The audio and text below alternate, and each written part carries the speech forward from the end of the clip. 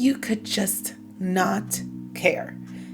What if you could turn shiny objects into mud balls instantly? Past me would have benefited a lot from that. It's the most simple trick that's not even a trick. But once I got it, it was a totally different game. I was the queen of shiny object syndrome, and if I had known more about what's out there in my stupider years, I would have succumbed more. But praise the Lord for timely ignorance, because now that I do know more, I am already safe and sound on the I don't need that side of the track. The way I got here is pretty straightforward, but it hit me from an unlikely source: traveling. So I hate traveling. So you can imagine the typical business freedom dream of being a digital nomad doesn't really entice me. And then I had an opportunity to go on a trip out of state to see the eclipse. Remember that? It was 5 hours of constant traffic. I'm not exaggerating. The entire way. And I'm sitting here in the passenger seat. I just switched out with my brother, and I'm just asking myself, like, what the heck am I doing here? And is this droning of car engines for hours on end worth the final destination? The answer was not really.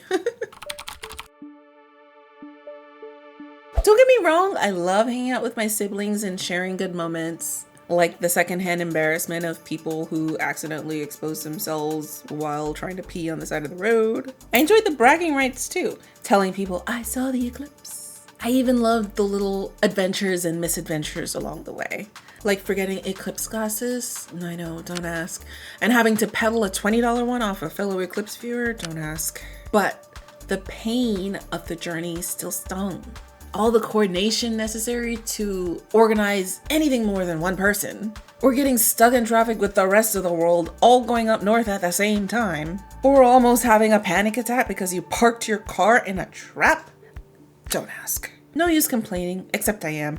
But I'm making a point, is that it's not all fun and games. And it all just brings back bad memories of traveling by plane as a kid.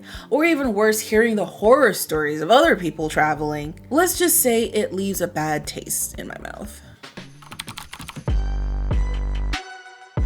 You know, maybe that's not you. Maybe you think that's just par for the course. Maybe mishaps like having to pay $20 for a piece of plastic to look at some light is invigorating to you. Maybe I just need to fly first class. So I get it, I'm a little different, but it doesn't mean I'm wrong. You can't deny any of my complaints. You can only say that to you, the pain is worth it. That's just it. To you, to me. And realizing that, really internalizing the fact that not everything is for you is so freeing. The trick is to actually know and believe deep down that out of all those hundreds of things out there to do, all of them come with downsides. And you and me, we can only handle a small fraction of those downsides.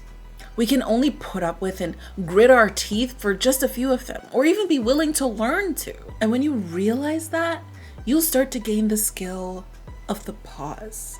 A skill that will serve you in so many ways. Shiny objects, mud balls, instantly. You don't even have to try.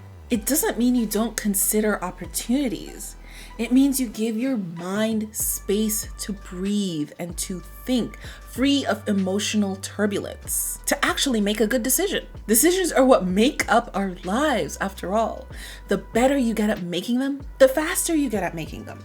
But now we've got one up on past me, so let's take serious advantage. We can be free to dodge shiny objects and focus on the things that truly matter.